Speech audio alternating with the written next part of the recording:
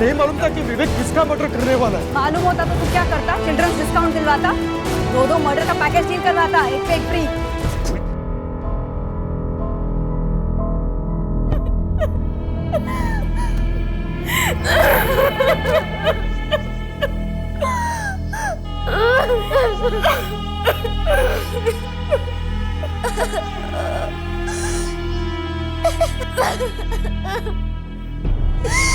ये सुपारी किलर ललित सिंह अपनी मर्जी से तो 2 मर्डर करेगा नहीं, वो भी एक गरीब आदमी और एक मासूम बच्चे का। सिन्हा, इस वक्त हमारे पास क्या है?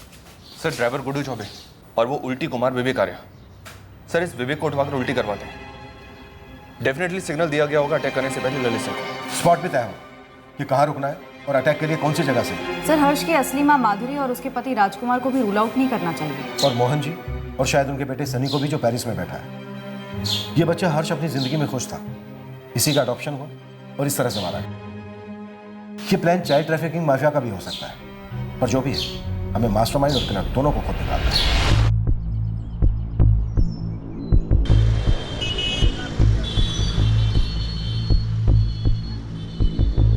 नीलेश, MP, UP, महाराष्ट्र, नेपाल, वेपाल, जहां कहीं भी इस ललित सिंह का बिल है मुझे पता करके बता। मैडम ये ललित सिंह खाली पेशेवर हत्यारा नहीं है, खानदानी भी। इसका बाप प्रमोद सिंह अपने ज़माने का बहुत नामचीन हिस्ट्री शीटर था। यहीं जबलपुर में रहती है इसकी पूरी फैमिली।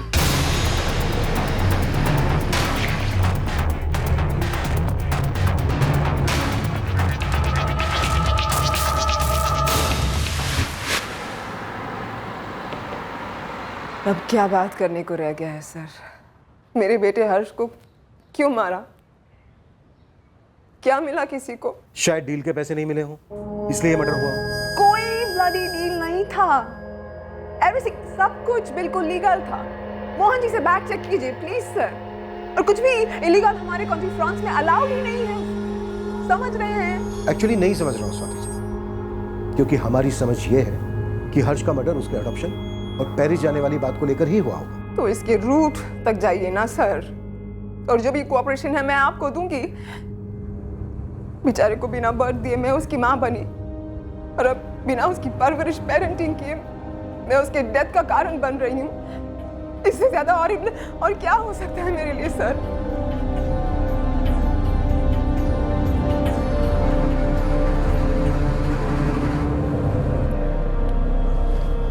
इतना स्ट्रेस मत लो स्वाति, पापा हैं वहां, सब संभाल लेंगे। लो पानी पियो। पेट ही खराब है ना विवेक का, तो दवा दीजिए उसे। जवाब तो उसे मुंह से ही देना। विवेक भैया से क्या सवाल करने हैं आपको? वो तो बस स्वाति मेरा की हेल्प कर रहे थे हर्ष के वीजा के लिए।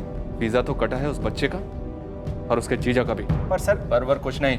अब आप लोग रास्ता छोड़ेंगे या हम शराफत छोड़ दें?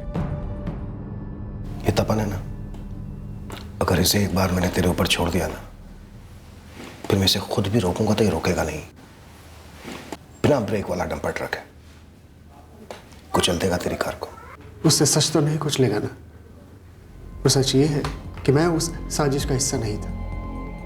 मैंने हथियारों को कोई सिग्नल नहीं दिया। तुम लोगों के बेड़ा घाट में दाखिल होने से जस्ट पहले वहीं बेड़ा घाट के पास एक ठेले पर ललित सिंह चाय पकौड़े खा रहा था। उसे सिग्नल मिला, तुरंत वो और उसके आदमी ने तुम्हारी गाड़ी का पीछा किया, फिर हमला किया। अब हमें तो ये बता कि उसे सिग्नल किसने दिया, तूने या विवेक ने? मैं गाड़ी चलाते हुए फोन नहीं करता, मैं लेता भी नहीं हूँ।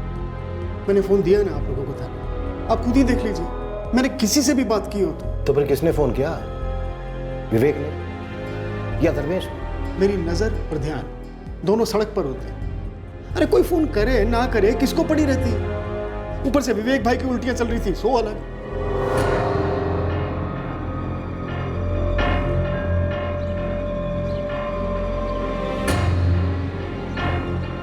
सर अभी मैं कैसे आऊं? अभी तो धर्मेश और हर्ष की डेड बॉडी को लेकर उनकी फैमिली के साथ मैं नरसिंहपुर जा रहा हूं क्रियाक्रम के लिए। मैं बाद में आऊंगा तो चलेगा सर? चलेगा मोहन जी, लेकिन आना है आपको, इतना याद रखिए। आप कैसी बातें कर रहे हैं? आपकी आवाज, आपकी बातें शक से भरी हुई लग रही है मुझे, वो भी मुझ पर, जिसने इस बच्चे हर्ष का भला चाहा था, परिवार का भला चाहा था। तो फिर आपको शक क्यों हो रहा है कि हम आप पर शक कर रहे हैं? बस कुछ जरूरी सवालों के जवाब चाहिए थे। जल्द से जल्द आइए, वेट कर रहा हूँ।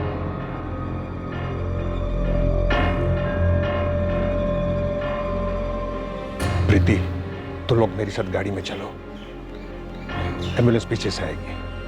हाँ चलो, आओ बेटा। मैडम, मैंने तो ऐसी ही बात बात में लालू से कह दिया था कि हर्ष की किस्मत बहुत अच्छी है, घर वालों को 5 लाख रुपए मिले, जिसमें से आप दोनों को एक भी पैसा नहीं मिला। तो वो क्यों मिलता? जो भी किया हर्ष और डिंपल के लिए किया, प्रीति और धर्मेश ने किया, इसका एहसास था हमें। एक मिनट, कहीं आप ये तो नहीं कहना चाहती कि हमने मरवाया है मेरे हर्ष को और मेरे दामाद धर्मेश को? मेरे हर्ष, मेरे दामाद, किसी चीज पर हक जताने के पहले उसका फर्ज अदा करना जरूरी नहीं होता? हक और फर्ज, ये दोनों मजबूरी के गुलाम हैं मैडम। हर्ष की किस्मत अच्छे के लिए पलटी, इसका मतलब ये नहीं कि हमारी नीयत बुरे के लिए पलटी। ऊपर से हमारी ये फटीचर हालत, खुद एक पान खाने की औकात नहीं है हमारी, तो किसी को मारने की सुपारी क्या खाक देंगे? हाँ, और ये सब करके हमें मिलता क्या? पैसा मिलता। इस सारे फसाद की जड़ उस आदमी ने आपको कितने पैसे दिए जिसने आपसे ये कांड करवाया? एक पैसा नहीं मिला है हमें। और पैसे ही निकलवाने होते तो आसान तरीका था, जब कागज पत्री बन रही थी तभी कह देते कि ना, इतने इतने लाख रुपए दो तभी दस्तखत करेंगे, क्योंकि हमारे दस्तखत के बिना वो विलायती मैम हर्ष को नहीं ले जा पाती। और हमने दस्तखत किए। मैंने खुद अपने दोनों बच्चों को कानूनन अपनी बड़ी बेटी प्रीति को सौंप दिया, ताकि मैं इनके साथ एक नई जिंदगी शुरू कर सकूं। तो कहीं प्रीति और धर्मेश ये दोनों कोई साजिश रच रहे थे? हद कर रही हैं आप मैडम। अब हम दोनों नहीं तो वो दोनों। तो फिर कौन? कोई है तो जरूर। हमको नहीं मालूम मैडम, इसके बाद का सारा व्यवहार विलायती मैम स्वाति से प्रीति और धर्मेश ने किया था। हम तो मोहन जी को भी नहीं जानते, वो प्रीति और धर्मेश ही लेके आए थे उनको। सर, क्वेश्चनिंग के वक्त ना तो माधुरी और ना ही उसका पति राजकुमार हड़बड़ाए हुए थे। मैंने तहसील ऑफिस में पता किया तो कागजात बाकायदा बनाए हुए हैं, कोई झोल नहीं है। और ये मोहन जी, इनकी पूरे बेड़ाघाट में काफी इज्जत है। तो फिर झोल का है? इस बच्चे और इसके जीजा को टारगेट क्यों बनाया गया? सर, एक जगह हो सकती है। सर ये देखिए, जून 2015 से अगस्त 2015 तक अडॉप्शन के लीगल पेपर्स बने ताकि उसमें कोई रोक ना आए। फिर सितंबर 2015 में स्वाति मेहरा पेरिस से यहाँ बेड़ाघाट आती है बाकी की फॉर्मेलिटीज पूरी करने के लिए। अब बनता है हर्ष का पासपोर्ट फरवरी 2016 में, यानी पूरे 6 महीने बाद। सर, आज के टाइम में पासपोर्ट तो यूं बनते हैं, और उसके वीजा का काम तो अभी तक यानी कि जून 2017 तक चल ही रहा था। जबकि ड्राइवर गुड्डू ने बताया कि वो लोग वीजा के सिलसिले में कम से कम 3 बार जबलपुर अप डाउन कर चुके हैं। सर, वीजा के लिए इतना टाइम किस लिए? क्या रुकावट हो सकती है? पॉइंट बच्चों, मुझे लगता है कोई गेम खेल रहा है। एक तरफ पेरिस की स्वाति मैम, दूसरी तरफ हर्ष की फैमिली, शायद दोनों को भी मोहरा बना रहा हो। मुझे इस अडॉप्शन की लीगलिटी पर ही डाउट हो रहा है। मुझे लगता है इस अडॉप्शन के पर्दे के पीछे मकसद कुछ और ही है। गुड्डू की हम काफी धुलाई कर रहे हैं विवेक, और अब मुझे ऐसा लग रहा है बहुत जल्द तेरी बारी आने वाली है। किस लिए सर? मैं तो बस धर्मेश की हेल्प कर रहा था हर्ष के वीज़ा के लिए। लेकिन विवेक, फिर भी तेरी मदद के बावजूद 4 बार जबलपुर अप डाउन करना पड़ता है, जबकि आजकल वीज़ा प्रोसीजर मक्खन जितना आसान है। सर, अडॉप्शन केस है, फॉर्मेलिटीज अलग होती है। आप एक बार चेक तो कीजिए। वैसे ही फ्री फंड में मदद किस खुशी में की जा रही थी? सर, दोस्ती में, और सिर्फ दोस्ती में। सर, मैं खुद 5 महीने पहले तक पेरिस में काम कर रहा था, एक रेस्टोरेंट मैनेज कर रहा था, और सनी वहाँ अक्सर आया करता था। और विदेश में सर, जब एक इंडियन दूसरे इंडियन से मिलता है तो अच्छी दोस्ती हो जाती है।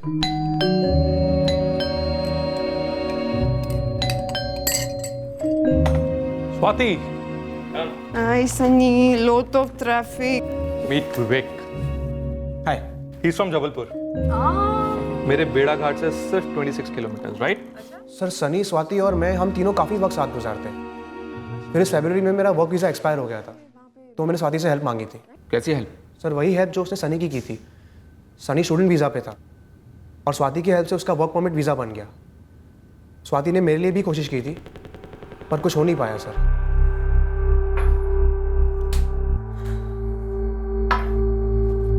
I'm sorry, Vivek. मैंने बहुत ट्राई किया, but you know. It's okay, thanks. You know ना कि हमारी कंपनी एक फाइनेंशियल कंपनी है, और तुम्हारी क्वालिफिकेशन केटरिंग की है, सो कोई नहीं, इट्स ऑलराइट। पर स्वाति, हम 6 महीने में पक्का कोई ना कोई जुगाड़ करके विवेक को एक जॉब ऑफर भेज सकेंगे ना? हाँ, श्योर, जरूर कुछ होगा। We can try. Thanks Vivek. Thanks Swati. तो तेरे सामने गाजर था, वर्क परमिट। सर, गाजर वाजर क्या सर? सर कोई गुनाह थोड़ी है अब्रॉड सेटल होना, हेल्प मांगना। गुनाह है 10 साल के बच्चे हर्ष का कत्ल, जिसका वीजा बनाने की रिटर्न हेल्प तू कर रहा था। सर मुझे इस मर्डर के बारे में कुछ नहीं पता, मैं तो बस मोहन जी की हेल्प कर रहा था, वो इतने बिजी आदमी है। हर्ष का पासपोर्ट तो 2016 में बन गया था ना, तो अब जाके वीजा क्यों बन रहा था उसका? सर ना मैंने हर्ष का पासपोर्ट बनाया, ना ही मैंने उसको गोद लिया है।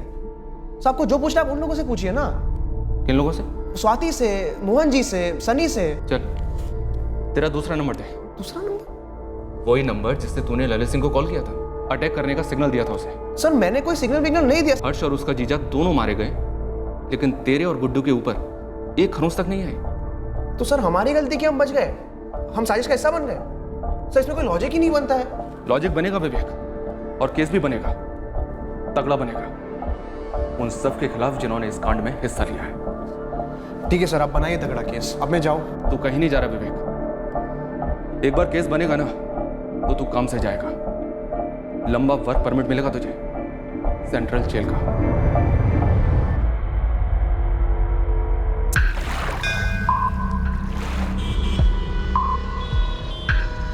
इस ललित सिंह की माँ यहीं जबलपुर में रहती है। बाप कहाँ है उसका? पता नहीं, बाप तो 6 साल पहले माँ से अलग हो गया। अच्छा तू एक काम कर, तू माँ का घर दिखा दे, बाकी का क्राइम ब्रांच वाले संभाल लेंगे।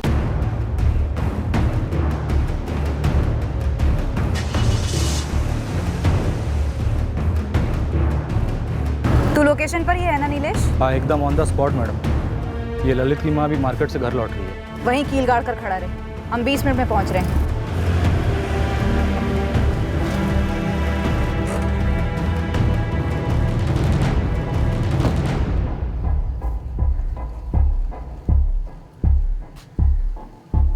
पापा की गैरेज में कम इस वीजा शीजा के चक्कर में बहुत टाइम खोटे हुआ विवेक भैया का। फिर भी अभी तक हर्ष मौर्य की वीजा की एप्लीकेशन तक नहीं हुई है।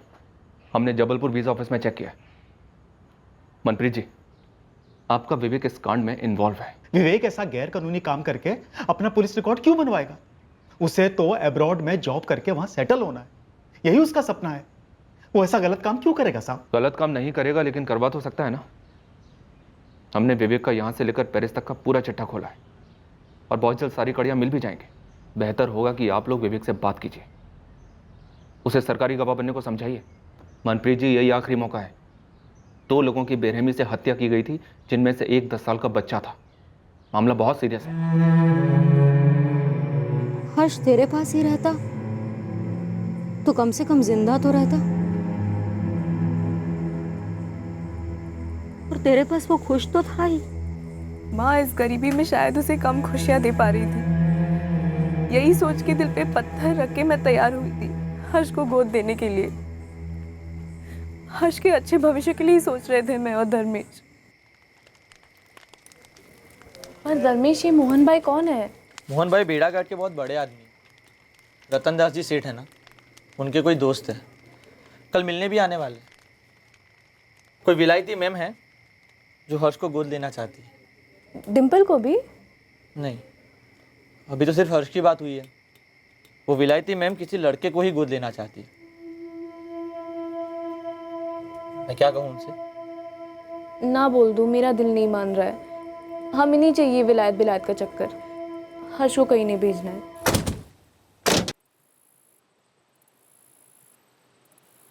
धर्मेश, तुझे पता है पेरिस कहाँ है? दुनिया का सबसे खूबसूरत शहर है।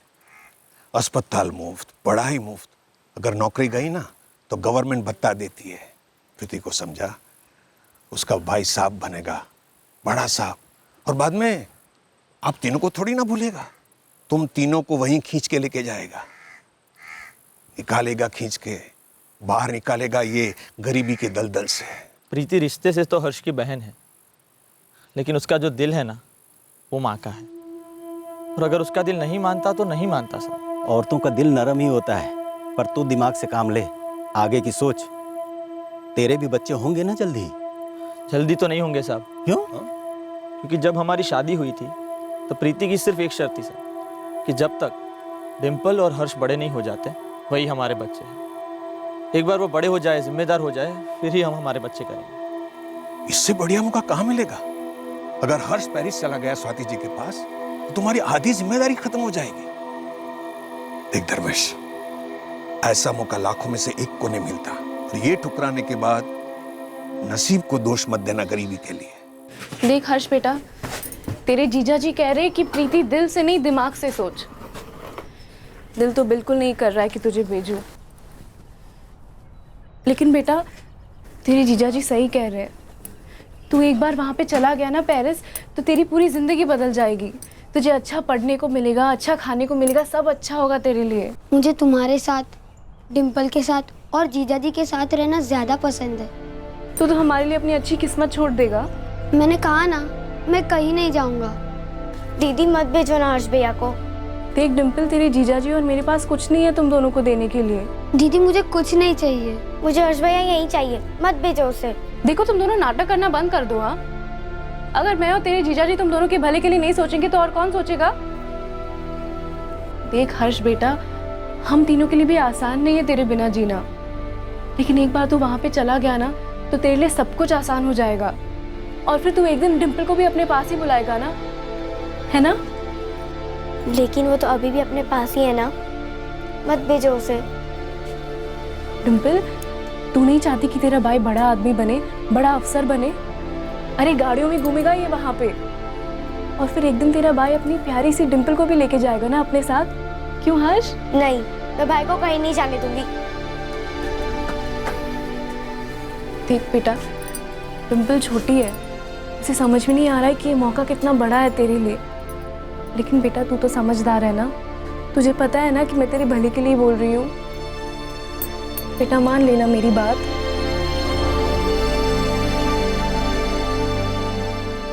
धर्मेश हर्ष और डिम्पल को अपने सगे बच्चों की तरह प्यार करता था, और हर्ष ने तो अभी तक ठीक से दुनिया भी नहीं देखी थी। किसी ने कैसे दुश्मनी निकाली हमसे? माँ क्या हो गया ये? तंग आ गई हूँ मैं आप लोगों से। अरे ललित ने कुछ कर दिया, आ गई पुलिस मेरा खून चूसने। उसके बाप ने कुछ कर दिया, आ गई पुलिस मेरा खून चूसने। उन दोनों मुजरिमों के जुर्म के साथ मेरा कोई वास्ता नहीं है, मैं उनसे फूटी कौड़ी तक नहीं लेती हूँ। अब इसमें मेरी क्या गलती है जो मेरा बेटा और उसका बाप दोनों ऐसे निकले? अगर ललित मिला नहीं ना शालिनी जी, तो आपका जीना मुश्किल हो जाएगा। आपकी ये धमकी है ना, अपने जेब में रखिए। कायदा और कानून तोड़ने वालों के साथ रह रह के थोड़ा बहुत कानून मैं भी समझने लगी हूँ। आप मुझे हाथ तक नहीं लगा सकती हो। और ये जो तलाशी के नाम पे मेरा सारा घर तहस नहस करके रखा है ना, सब समेट के दीजिए। चलिए। आजकल हफ्तों में पासपोर्ट आ जाता है, लेकिन आपने 6 महीने लगा दिए। सर, हफ्तों में बनने वाले पासपोर्ट में सिर्फ एक माँ होती है, यहाँ 3-3 माएँ थी। पहली जन्म देने वाली माँ माधुरी, दूसरी पालने वाली माँ समान बहन प्रीति, और तीसरी नई नई कानूनी माँ पेरिस वाली स्वाति जी। सर, 3-3 बार एप्लीकेशंस देने पड़े। वीजा एप्लीकेशन में करीब 1.5 साल हो लग गया। क्यों? स्वाति मेहरा ने अडॉप्शन के बाद फरवरी में पासपोर्ट के आते ही हर्ष को पेरिस क्यों नहीं बुला लिया? वो आप स्वाति जी से ही पूछिए। नहीं पूछना है मुझे स्वाति जी से। यहाँ बेड़ा घाट में हर्ष और उसके जीजा धर्मेश का मर्डर हुआ है, वहां पेरिस में नहीं। मोहन जी, आपने हर्ष की असली मां माधुरी जाधव और उसके पति राजकुमार का मैरिज सर्टिफिकेट बनवाया। आप ही ने हर्ष की बड़ी बहन प्रीति और उसके हस्बैंड धर्मेश को हर्ष का लीगल गार्जियन बनवाया। आपने ही अडॉप्शन के पेपर तैयार करवाए। आपने ही भागदौड़ करके पासपोर्ट बनवाया हर्ष का। माजरा क्या है मोहन जी? ये बच्चों की स्मगलिंग का कोई रैकेट है या फिर पैसों की कोई डील थी जो खट्टी हो गई? सर, पैसों का तो ऐसा है कि ऊपर वाले की मेहरबानी से मेरे पास काफी पैसे हैं। मैंने तो इज्जत से कमाए हूं, लेकिन मेरी सबसे बड़ी कमाई बेड़ा घाट में मेरा नाम, मेरी इज्जत है। अब मेरी इज्जत उछालने चलने? मैं बच्चों की स्मगलिंग करूं? मैं मदद कर रहा था, मैं सोशल वर्क कर रहा था। लेकिन ललित सिंह सोशल वर्क नहीं करता मोहन जी, तगड़ी फीस लेता है लोगों को हेल्प करने की। और अगर ललित सिंह को हर्ष की किसी ने सुपारी दी थी तो उसे इस हत्याकांड से बड़ा फायदा हुआ होगा या फिर होने वाला है। कौन हो सकता है वो मोहन जी? सर, मैं नहीं हूं। आप पता करो, मेरी तरफ से कोई भी मदद लगेगी ना तो मैं जरूर दूंगा आपको। अगर आपको किसी पर शक करना होता तो आप किस पर करते? धर्मेश और प्रीति। हर्ष सोने की मुर्गी बन सकता था धर्मेश और प्रीति के लिए, रिटायरमेंट का प्लान बन सकता था। अब पता नहीं ये गवारों ने क्या सोचा होगा। लेकिन धर्मेश खुद भी तो मारा गया है। और प्रीति अपने छोटे भाई हर्ष को मरवाने में साथ क्यों देगी? ऐसा भी हो सकता नहीं कि धर्मेश ने अकेले ने प्लान बनाया हो, प्रीति को कुछ पता ही ना हो, अंधेरे में हो। और वो क्या नाम, ललित फलित, दोनों के बीच में अनबन हो। सब वो कहावत है ना, जहां 4 पैसे वहां 8 तलवारें।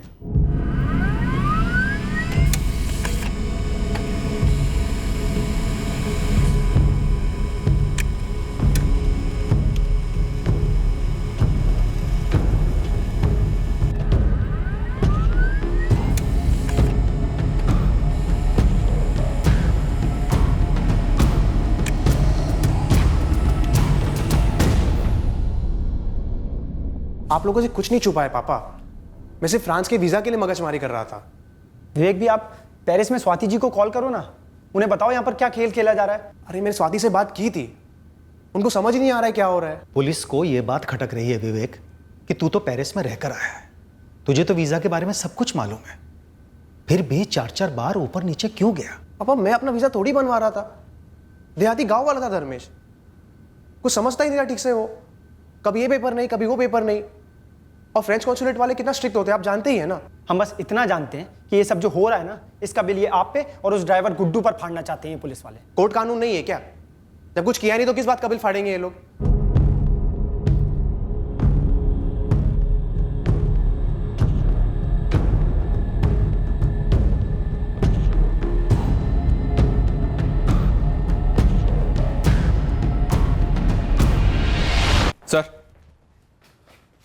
सर इस धर्मेश के कॉल रिकॉर्ड्स में किसी भी तरह की प्लानिंग की कोई हिंट तक नहीं है। प्रीति, माधुरी और माधुरी का पति राजकुमार, सबके फोन रिकॉर्ड्स क्लीन है सर। फिर किसने की इस कांड की प्लानिंग? सर मोहन रावत के इस वाले नंबर के कॉल रिकॉर्ड्स में तो कुछ भी शक करने जैसा नहीं है। अब इनके पास कोई दूसरा नंबर है या नहीं ये फिलहाल हमें पता नहीं है। रतन दास के फोन रिकॉर्ड्स भी मंगवाए ना, जिसने हर्ष का नाम सजेस्ट किया था मोहन को। रतन दास के कॉल रिकॉर्ड्स की पूरी तरह से स्कैनिंग की सर, पर कुछ नहीं मिला। तो फिर बचा कौन? सर इस सुपारी किलर ललित सिंह की मदर शालिनी सिंह, उसके फोन रिकॉर्ड्स में से उसकी बहन रचना राठी का नंबर मिला है। ये देखिए सर, यहीं जबलपुर में रहती है, इसके घर के बाहर भी एक टीम तैनात कर दी है। हो सकता है ललित सिंह इसके घर छुपने आए। इस केस से जुड़े सारे सस्पेक्ट हैं हमारे पास, लेकिन कहीं से कोई एंगल बन नहीं रहा है। हो सकता है इनमें से कोई झूठ बोल रहा हो, या फिर असली कल्प्रिट इनमें से कोई हो ही नहीं। मंजू, धर्मेश और प्रीति ने मिलकर कुछ किया हो, ये वाला एंगल? सर वो एंगल टटोला मैंने प्रीति से बात की। जो कागज पत्री वो लोग बोलते वो सारे धर्मेश लेके जाता था जबलपुर हर्ष के साथ। कभी इस कागजात पे दस्तखत करने, कभी उस कागज पे दस्तखत करने। तुम लोगों को कभी लगा नहीं कि स्वाति जी ने 2015 में हर्ष को अडॉप्ट किया था और 2017 जून तक उसके वीजा के पेपर्स बन ही रहे थे? तुम लोगों ने कभी पूछताछ करने की कोशिश नहीं की विवेक आर्य या मोहन भाई से? हमें मालूम नहीं था कि इसमें इतना समय नहीं लगता है। अगर मालूम होता तो शायद पूछ भी लेते, लेकिन हमें कुछ नहीं मालूम था। जो भी वो लोग बोलते गए वो हम करते गए। इस वक्त तो हम हर चीज हर्ष से जोड़कर देख रहे हैं, पर हो सकता है कि असली निशाना धर्मेश था। क्या धर्मेश की नरसिंहपुर गांव में कोई दुश्मनी थी, कोई झगड़ा वगड़ा रहा हो? नहीं, धर्मेश बहुत ही सीधे थे, किसी के साथ कोई बैर नहीं था। हमें तो समझ में नहीं आ रहा है कि धर्मेश और हर्ष को मार के किसी को क्या मिल सकता है। सर नरसिंहपुर में अच्छी खासी फील्डिंग करवाई मैंने, पर धर्मेश का किसी के साथ भी कोई झगड़ा वगड़ा निकल कर नहीं आया। पर मंजूर सुपारी दी गई, और वो भी ललित सिंह को, मतलब महंगी सुपारी थी सर। अब अगर इस सुपारी से किसी को कोई फायदा नहीं था तो फिर ये सुपारी दी क्यों गई? घूम फिर के सुई हमारी पहली थीसिस पे लौट रही है, मिस्टेकन आइडेंटिटी। पुराने पेशेवर हथियारों से भी कई बार गलत निशाना लगा है, हो सकता है इस बार भी वही हुआ। अब इसका जवाब तो सिर्फ ललित सिंह ही दे सकता है सर।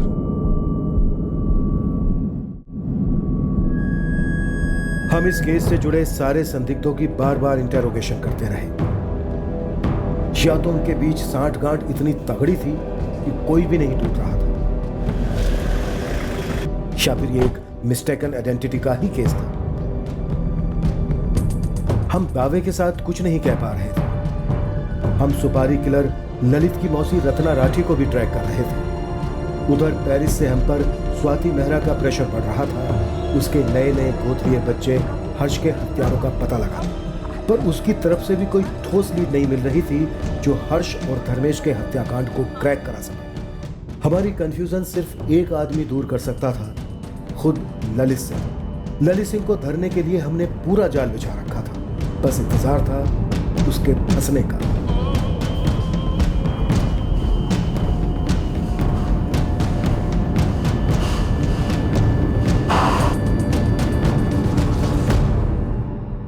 पर सुपारी किलर ललित सिंह के हाथ लगने से पहले हमें इस केस का पहला ब्रेक थ्रू मिल गया। इस खूंखार शतरंज की बिसात पर का एक मोहरा आखिरकार फिसल गया। सर, गाड़ी का ड्राइवर गुड्डू टूट गया है, बोलता है बोलेगा। देर से पर दुरुस्त, देखते हैं कितना बोलता है।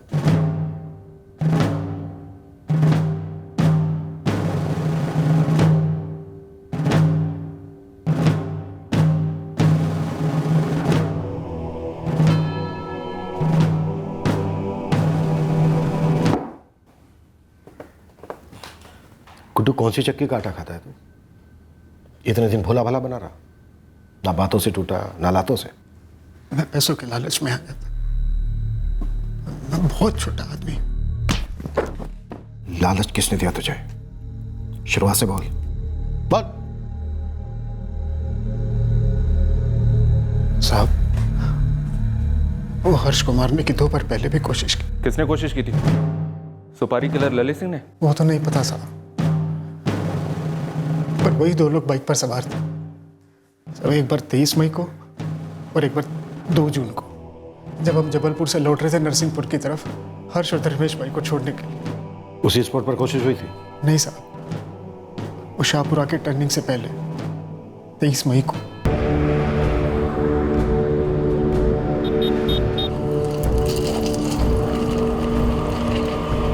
दूसरी बार नूनी बाईपास के पास 2 जून को।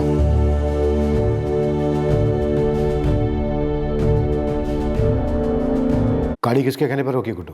पहले से बताया गया था कि वहां रुकना है, पेशाब के बाद। किसने बताया था पहले से? विवेक भाई ने। तो विवेक टूटा क्यों नहीं अब तक? मैं क्या जानूं मैडम, मुझे जैसा बताया गया मैंने हल्का होने के बहाने गाड़ी रोक दी। फिर विवेक भाई बाद में बोले, नहीं यहाँ नहीं है, अभी नहीं है। पूरी स्टोरी सुना गुड्डू।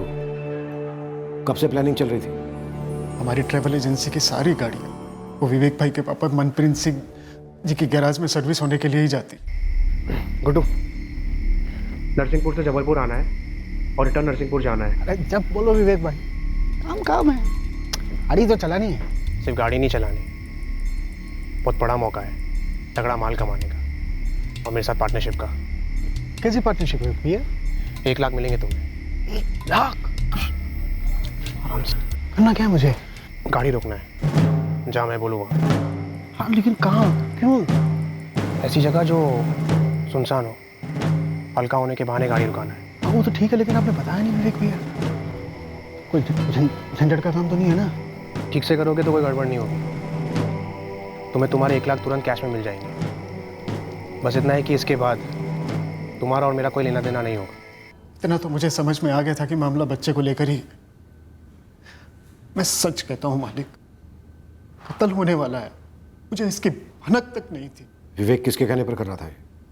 और क्यों कर रहा था? मुझे कुछ नहीं पता मालिक। पूरी स्टोरी उल्टी कर। झूठी उल्टी की तो खून की उल्टी करेगा विवेक आर्या। सर मैं फंस गया था सर। अब फंस जाएगा, यही खोद के काट देंगे।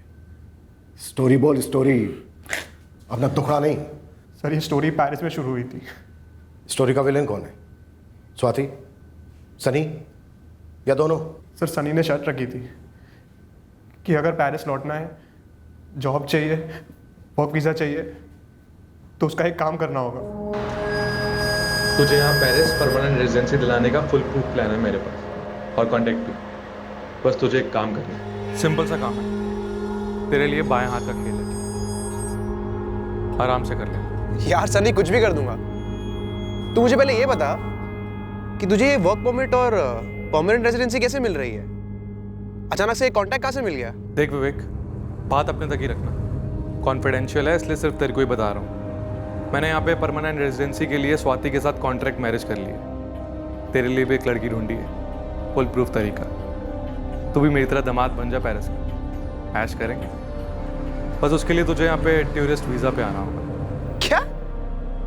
अबे तूने मुझे पहले क्यों नहीं बताया ये? अब बता रहा हूँ ना, लेकिन इसके बदले तुझे मेरा एक काम करना होगा। बोल ना, सुन रहा हूँ। काम क्या है? एक मर्डर करना। क्या मजाक कर रहा है यार? एक तो पहले ही वर्क परमिट को लेकर ओवर एक्साइटेड हो रहा हूँ। बोल ना, काम क्या है? मजाक नहीं कर रहा हूँ विवेक, एक मर्डर करना है। इनफैक्ट तुझे नहीं करना है, सिर्फ करवाना है। किसका मर्डर और क्यों? एक बच्चे का मर्डर। इस काम के 6 लाख अलग से दूंगा। अब बोल। यार तुम मर्डर ऐसे बोल रहे जैसे खेत की मूली काट लाना हो। इनफैक्ट उससे भी आसान। तुझे काटना नहीं है, सिर्फ खेत में से मूली कटवानी है, वो भी छोटी वाली। और तूने हर्ष की सुपारी ललित सिंह को दी? जी सर। और ये ललित सिंह तुझे किसने दिया? कैलाश ने। कैलाश? कौन कैलाश?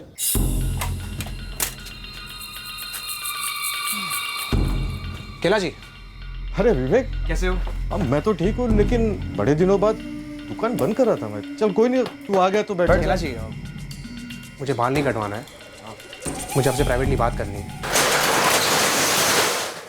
देख विवेक, तू अच्छा खासा पढ़ा लिखा इंसान है, फॉरेन रिटर्न है, हाँ, फिर ये मर्डर और सुपारी की बात क्यों? कैलाश जी, ये मर्डर मेरे लिए वीज़ा है पेरिस लौटने का, हमेशा हमेशा के लिए। विवेक, मैं तुम दोनों भाइयों को बचपन से देखते आया हूँ हाफ पैंट में। तुम्हारे डैडी मेरे दोस्त है और गैराज भी अच्छा खासा चल रहा है। तो दूसरे देश में क्यों नहीं चले जाता? क्यों ये सुपारी के लफड़े में पड़ रहा है? मुझे सिर्फ इतना बता दो कि कांटेक्ट किसको करना है। किसको मरवाना है? कैलाश जी, किसको कांटेक्ट करना है, कितने लगेंगे और आपका कट कितना होगा? मैं आपको 1 लाख दे सकता हूँ। ठीक है, 2 लाख, जल्दी बता दो।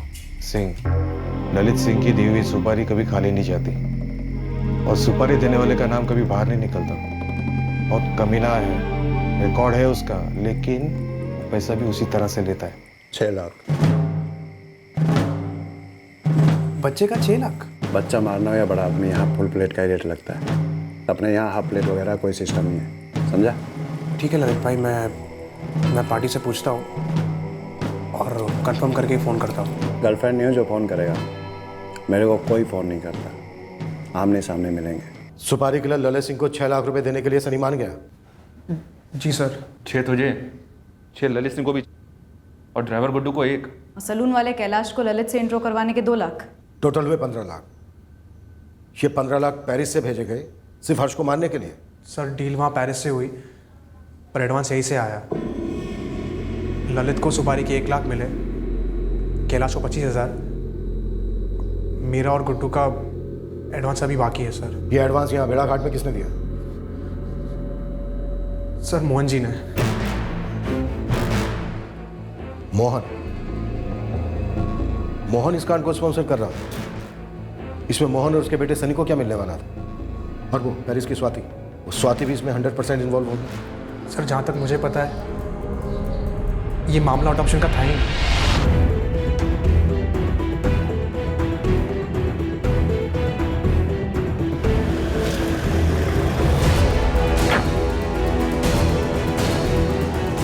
मैडम, लेकिन मुझे नहीं मालूम था कि विवेक किसका मर्डर करने वाला है। मालूम होता तो तू क्या करता? चिल्ड्रंस डिस्काउंट दिलवाता, 2 मर्डर का पैकेज डील करवाता, एक पे एक फ्री। कोई देख रेखा, यहाँ पर मंडल का चेयरमैन हूँ मैं, मेरी इज्जत है यहाँ पर। तो हम देंगे ना इज्जत आपको। पहले आपको चेयर पर बैठाएंगे, फिर आपकी खाल उतारेंगे। ले चलो। आप मेरी बात सुनिए सर। सर मैं क्या बता रहा हूँ सर, मेरी बात सुनिए सर। ये जो 2 अटेम्प्ट्स हुए थे 23 मई और 2 जून को, जी सर, कैंसिल क्यों हुए? पहले से सन्नी ने फ़ोन किया था कैंसिल करवाने। ए विवेक, क्या कर रहा है तू? हाँ, क्या कर रहे हैं? पहले शाहपुरा और अब ये साला नोनी, क्या कर रहे हैं बेवकूफी? ललित और उसका जोड़ीदार विपुल वेट कर रहे हैं, आराम से काम हो जाएगा। देखो समझ में नहीं आती है। बोला था ना बेड़ा घाट पे जगह चुनने को, कहीं और क्यों चुनी? वो इलाका मेरे पापा का है, सब कुछ संभाले तो वहां पे। तो अभी हम लोग बस लोकेशन पर पहुंचने ही वाले हैं यार, और दोनों वेट कर रहे हैं। करने दे वेट, तू कैंसिल कर। नोनी में काम करेगा साला इडियट। कैंसिल करो और तुरंत कोई दूसरी डेट फिक्स कर।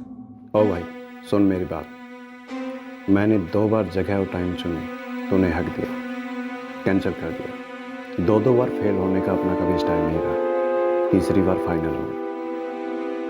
जगह चुन तो, टाइम चुन तो, हम लोग बच्चे को उठा ले जाएंगे और काम कर देंगे, समझा?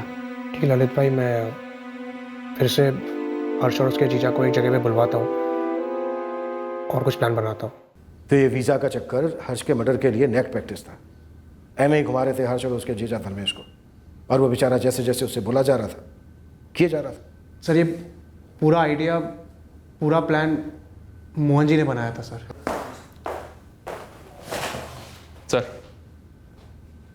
मोहन जी सेटलमेंट करना चाहते हैं। बड़ा अच्छा ऑफर दे रहे हैं चेयरमैन मोहन रावत, सुन लेते हैं सर।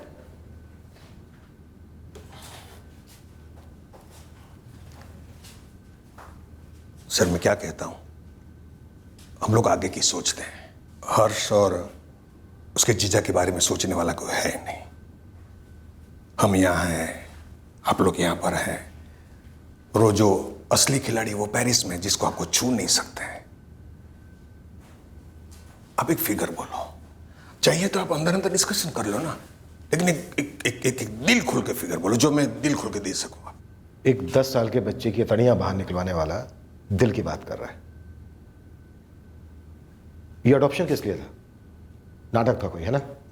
मेरे बेटे सनी और स्वाति जी ने मिलकर ये प्लानिंग बनाई थी सर। और यहाँ पर सारी सेटिंग तूने की? नहीं सर। तेरा वो दोस्त रतन दास श्रॉफ, वो भी शामिल था इस साजिश में? नहीं सर, उसने तो सिर्फ पहचान करवाई धर्मेश और प्रीति के साथ। 24 जून को हर्ष की मौत की खबर जब पेरिस गई होगी तो वहां पर खूब खुशी का माहौल हुआ होगा, है ना? हुआ होगा। धर्मेश बीच में आ गया, वरना प्लानिंग तो सिर्फ हर्ष को मारने की ही थी। Okay okay. सनी, सब कुछ ठीक से हुआ ना? सनी, तुम मुझे टेंशन दे रहे हो, प्लीज बोलो ना, सब ठीक से हुआ ना? अपना टारगेट हर्ष मारा गया और साथ में उसका जीजा धर्मेश।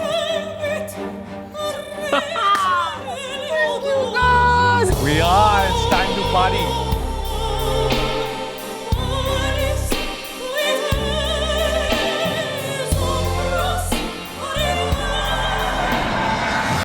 एक बच्चा जो जिसके नसीब में मौत लिखी थी, उसके जीजा जिसके नसीब में मौत लिखी थी, लेकिन आपके नसीब में 10 लाख है। सबके नसीब में 10-10 लाख।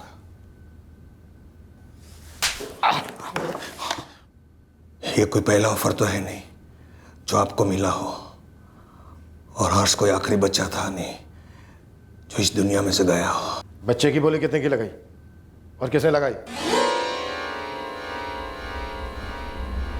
प्लानिंग इंश्योरेंस की थी साहब, इंश्योरेंस से मिलने वाले पैसों की। हर्ष को गोद लेना सिर्फ एक जरिया था। प्लानिंग स्वाति जी और सनी ने की थी सर। मैंने सिर्फ मदद की थी। इस बच्चे की मौत से हमारे डिपार्टमेंट में काफी फर्क पड़ चुका है, जो तू अब लॉकअप में देखेगा, जो तू जज साहब में देखेगा जब वो तुझे सजा सुनाएंगे। इसलिए तू फर्क की चिंता मत कर। सर आप मेरी बात सुनो सर बात सुनो सर मैं इज्जतदार आदमी हूं सर मैं इज्जतदार आदमी हूं सर। एक हफ्ते बाद हमें खबर मिली कि ललित सिंह उसकी मौसी के घर आया हुआ है जबलपुर। जी? Crime branch. ललित सिंह कहाँ है? ललित वो साहब वो कौन है मौसी? मौसी नहीं बेटा, तेरा मौसा आया है। ललित एक काम करना, तेरे सर के ऊपर जो खिड़की है ना उसे कूद जा। खिड़की के बाद मेरे 2 आदमी प्रॉमिस करते हैं तुझे निराश नहीं करेंगे।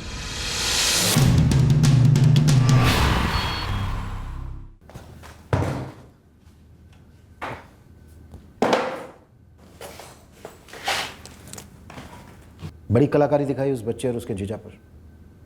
साड़ियां तड़ियां बाहर, क्या चाकू घुमाया है, और हमें भी घुमाया। सुपारी तो सिर्फ बच्चे के लिए था साहब, वो उसका जीजा फीजा जो भी है वो तो बेकार में हीरो बन रहा था। अपने जोड़ीदार का नंबर दे दे, उसे भी मंगवा लेते हैं, तेरी कंपनी भी हो जाएगी। ठीक है?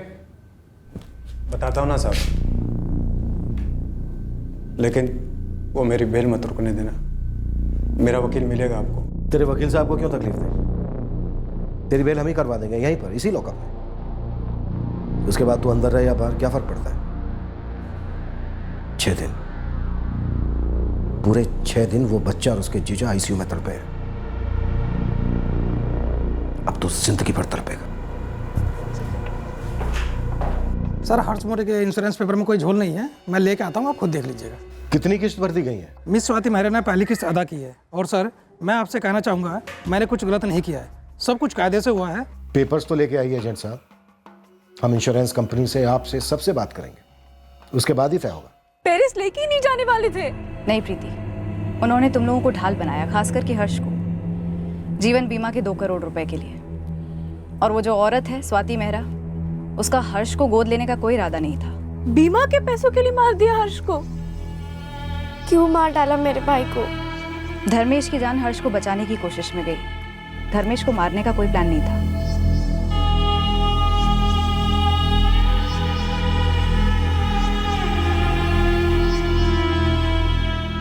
मनप्रीत जी, खुद विवेक ने हमें ये सब बताया। हमारे विवेक ने ऐसा किया? 6 लाख रुपए और पेरिस में जॉब, इसके लिए उसने 2 मासूमों को मरवा डाला।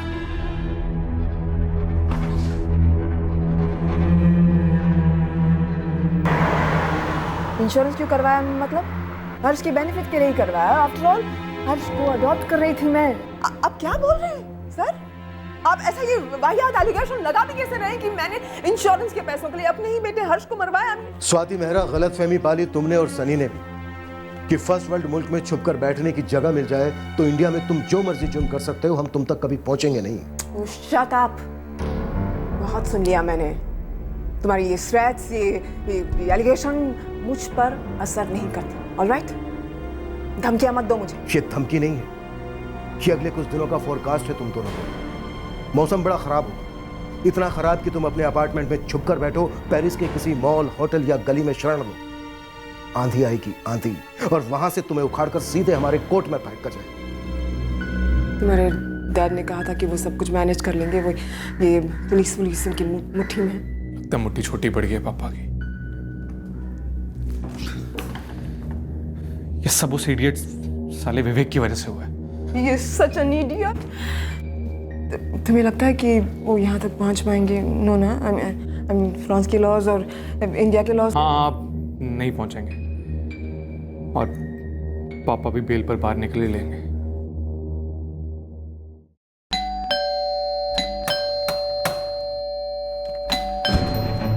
Madame Swati Mehra? Oui, officier. Le monsieur Sani là-bas, est-il avec toi? Oui, officier. Sani? Sani? Oui, officier. Que se passe-t-il? Nous avons votre mandat d'arrêt. What happened, officers? What have we done? Quoi on nous fait? Nous avons un mandat d'arrestation. Provincial Provence Dan. Vous pouvez le lire. पहले lookout notice जारी, फिर red corner notice जारी, ताकि स्वाति मेहरा और सनी रावत के फरार होने के सारे प्रयास भंग किए जा सके। आखिर में हम प्रोविजनल अरेस्ट वारंट इशू करवा पाए और इस जोड़े को पेरिस पुलिस की टीम ने गिरफ्तार कर लिया।